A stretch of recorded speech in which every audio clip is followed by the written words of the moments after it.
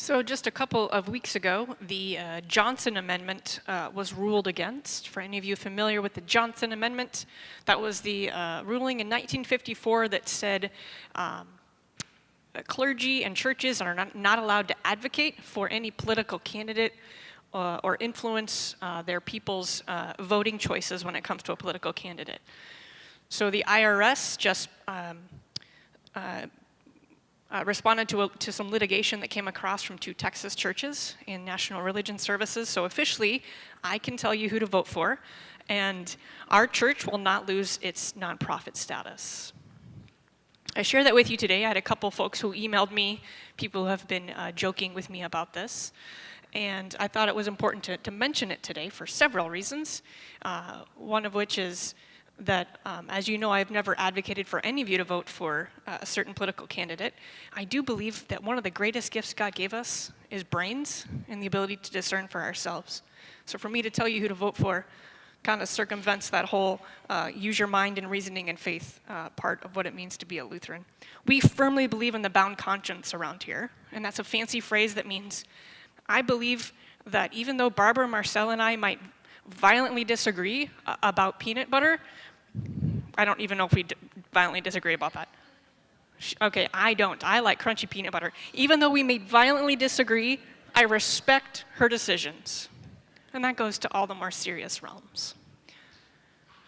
Even more so, I love that I live in a country that it's enshrined in our Constitution that everyone has the right to pursue their religion, not just one certain kind. Now, there is, of course, a caveat to that. If my religious freedom says that, for example, I can steal Susan's car and then sell it to the poor, if that's what my religion tells me to do, actually the laws of the country say, yeah, you can do what you want religiously unless it conflicts with the laws of the land. Now, our holy disruptor for today, Dietrich Bonhoeffer, he was Lutheran, lived in Germany most of his life. He had a profound and incredible influence on how we as Lutherans today understand our role in the political world, and a profound influence on how we're to follow Christ when we disagree with the rules of the country that we live in. But even more timely than this is the reality that our church, the ELCA, is also currently deliberating on exactly how we define politics. Okay? So just a little bit of background. You're sitting in an ELCA Lutheran church, and we are part of a much bigger structure of churches. We are part of a synod, the Sierra Pacific Synod, and then we are also part of a large umbrella organization, which we don't talk about often around here, and that's called Churchwide. Churchwide is located in Chicago and is led by our presiding bishop, currently is Elizabeth Eaton. And the presiding bishop speaks for the ELCA when it comes to public matters. She helps enact policies, hires staff, determines the vision and the direction of the church. But she doesn't do that in silo. She doesn't do that alone. She does it based on what all of us think and vote and feel about. And that voting happens actually next week. Next Monday, the church-wide is gathering. They gather once every 3 years. And they gather to vote on things like social statements. Say that with me. Social statements. Okay, so what's a social statement? It is basically the teachings that we agree with and wish to uphold as an ELCA church. Those teachings are based on Scripture. They're based on this really old document called the Augsburg Confession, which is really thick and fun to read. Who's read it? Anybody? Pastors, that doesn't count. And they're also very timely. One famous social statement that you probably all know about was the social statement on human sexuality that we voted on in 2009 as a church that said, all LGBTQIA folks are children of God and have a perspective that the church needs in their leadership. I'm summarizing it, but in essence, that's when this church said, LGBTQIA folk, We want you ordained, we want you rostered, we want you leading this church. Okay? A lot of people just call that the decision in 2009. What was behind that is a 20-page writing called a social statement. Now you might think I'm digressing, but I promise you I'm not. So currently, the church has been working on and writing for the past 2 years a social statement called Civic Life and Faith. So politics and religion. So next week, it's been through all sorts of writings and drafts. People have been invited to comment. Next week, the churchwide assembly will vote on whether or not we will adopt that as an official teaching of the church. Now, the cool thing is I get to go. I'm excited to vote on this, so I had to read it, so that's why I'm preaching on it. Actually, I'm preaching on it because Bonhoeffer said a lot about politics. I will summarize the 15-page document and help you understand how this church understands politics. Because I will say there are a lot of places where clergy or people in leadership in church get flack. Why are you talking about politics, Pastor? Well, let's define it. Let's define it so we know what we're talking about. The Lutheran tradition teaches that God creates humans as political beings and that political authority is God's gift. The ELCA also believes that political decisions must be considered by well-considered ethics. Okay, so God creates humans, we're political beings, we're in relationship, we're in community, and that authority is a gift of God. But it is something that we understand that must be reasoned with. We apply ethics to it.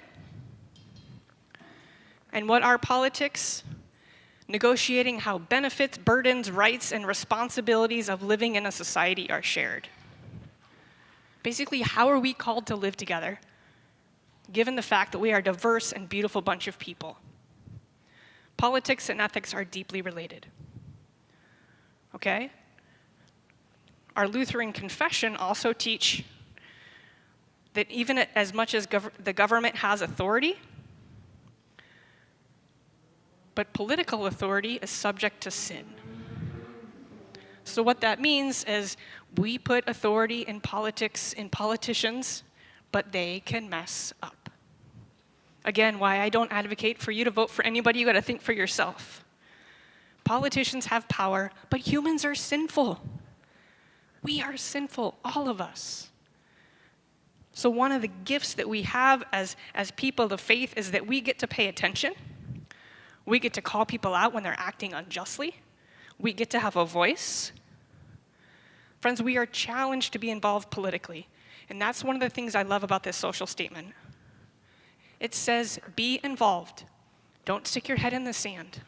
Speak out, advocate, just like Drew said in his kids' sermon today. All power should be evaluated politically. Does that make sense? We are called to advocate for the good of society and to resist and question when our government misuses its power. That's politics, okay? So, on to Dietrich Bonhoeffer, our holy disruptor for today. If you don't know much about him, please, I encourage you to read about him. Google him, use your AI tools. He's absolutely brilliant and profound. There's a collection of books, if you prefer that, on the back cart about his life. Start with The Cost of Discipleship. It's a brief book full of wisdom, okay? Dietrich Bonhoeffer felt called to be a pastor at a very young age. He came from a bright, highly educated family and pastored a few churches amidst the rise of Nazism in Germany. He struggled mightily with the fact that Hitler was starting to take over the state church and was telling the pastors how to preach and teach. And Bonhoeffer was absolutely against the fear-mongering, the murdering of Jews. And so he decided to move to New York. because by this point in his life, he was well thought of, articulate, bright, profound. He could have taught in classrooms at a seminary in New York to eager Americans. But as he discerned and thought about the ethics of his decision and about the love for his own country and his own people, he wrote in a letter to Reinhold Niebuhr, "I have come to the conclusion that I have made a mistake by coming to America. I must live through this difficult period of our national history with the Christian people of Germany. I shall have no right to participate in the reconstruction of Christian life in Germany after the war if I do not share the trials of this time with my people." Again, Bonhoeffer said, "How can I help rebuild the German church and our country if I have left my people to suffer alone?" An incredible pastor's heart. At the core of who he was a pastor. And this decision that he made, I think far and above his decision to get involved in the assassination plot of Hitler, which he did, his decision to align with the suffering and the needs of his people where they were, are why we still talk about Dietrich Bonhoeffer. He chose to stay and be in the midst of the struggle, the suffering, and the brokenness of his country. So he moved back to Germany. He started an underground seminary that was teaching the exact opposite of what Hitler was telling them to teach. He was prolific in his writings, and he was eventually arrested, thrown into prison, and eventually a concentration camp, where, because of his incredible heart, he befriended jailers, so much so that they would smuggle his letters out for him. People commented on his cheerfulness, on his kindness in the midst of horrific living situation. That prayer that we prayed today for the prayer of the day gives you a little bit of a glimpse, though, of the struggle that he felt. It was not easy for him to make the decisions that he did, to align with the suffering, to stick with his own people instead of going where it was safe. Friends, it rarely ever is.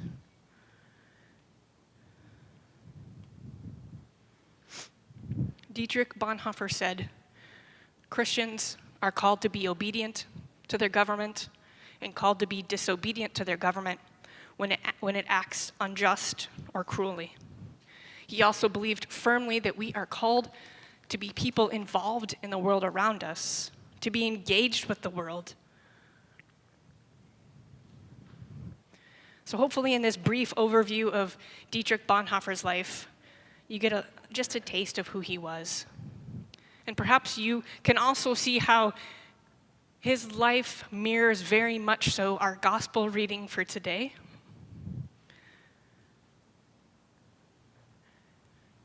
I should have included the verses just before this reading, because the context is, friends, that Jesus is speaking, but what has just happened is that Peter has confessed with awe and wonder and said, "Jesus, you are the Lord, you are the Messiah." And subtext, when Peter says, "Jesus, you are the Lord, you are the Messiah," what he's saying is, "Oh my goodness, I'm so glad I have been praying to God for someone to help release me and my people from the horrific rule of the Roman government. I have been praying for someone to rise up and help remove this sandal from our throats.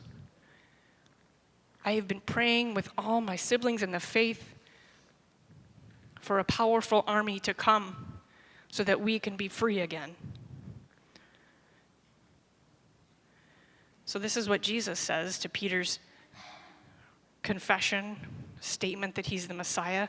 It's that Jesus knows what Peter is thinking. Peter is hoping and yearning for a complete turn of power. Jesus says, "I'm the Messiah, and this means that suffering, death, and rising again will be my path." "No," Peter says to Jesus, "use your power." But Jesus rebukes him in that fun statement, "Get behind me, Satan. Get behind me, adversary, is what that means. Get behind me, you who are against me. And then Jesus says so beautifully, if you want to be my follower, if anyone want to be my follower, let them deny themselves. Let them deny their worldly greeds and ambitions, and instead, let them take up their cross. And in doing so, you will gain a whole other kind of life, different than what the world tells you is important. Jesus says to Peter then and to us now, set aside a life of greed, power over, envy, and hatred, and instead choose to follow me, a path that leads to life and a whole different kind of richness, a life of deep meaning and purpose and interconnectivity, a life of shared suffering and shared joy. And so these verses, I think, challenge us. Dietrich Bonhoeffer's life challenges us to ask ourselves daily, weekly, and monthly, what does it mean for each of us to take up our crosses? What does it mean for you in your daily living to take up your cross? We know what it meant for Bonhoeffer, but what does it mean for you? What does it mean for how you live your life? If that's too difficult of a concept to wrap your head around, then I ask the question differently. I think we are called to ask the question, where is it that I need to be broken a little bit by someone else's pain and suffering? I think that's what it means at the heart about taking up our cross, is aligning ourselves with people who are hurting.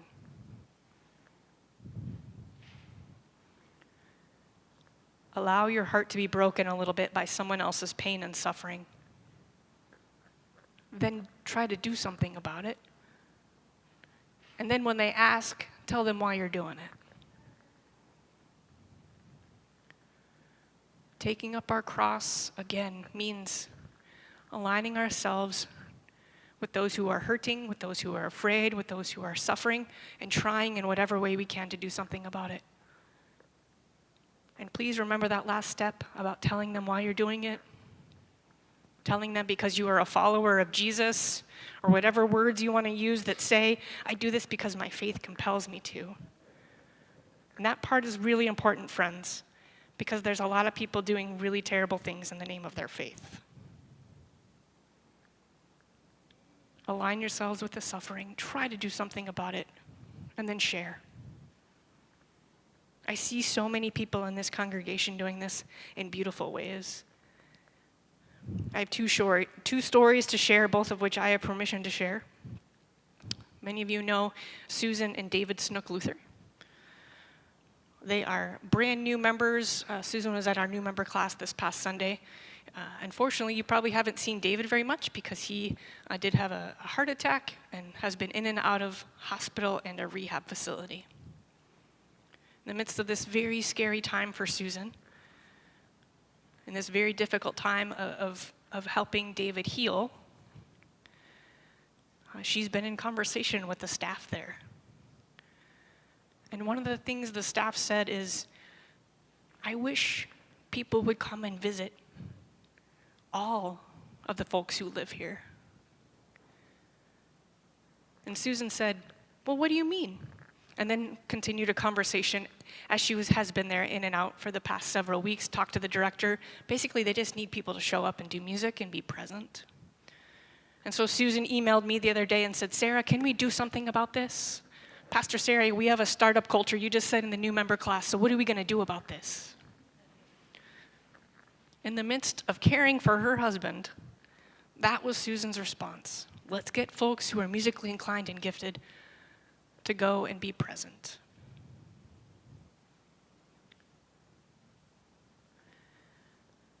Similarly,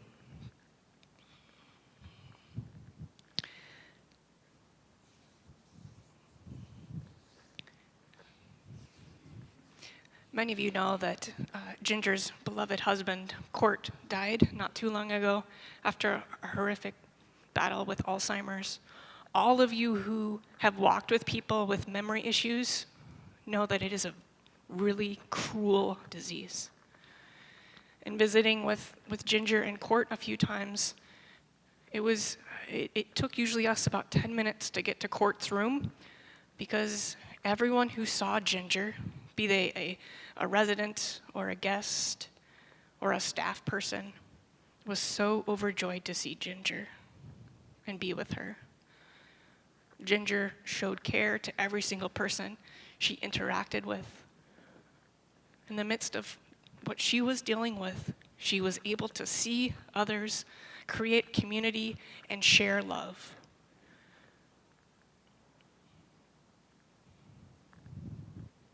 Such an incredible inspiration. This is what Jesus is talking about when he says, take up your cross. Even when we are at our worst, there is something healing and profound and life-giving about looking up and seeing other people who are also hurting. Because in them we will find our healing.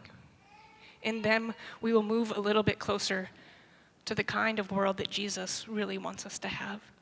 Again, that world of interconnectivity, a world of shared suffering and shared joy.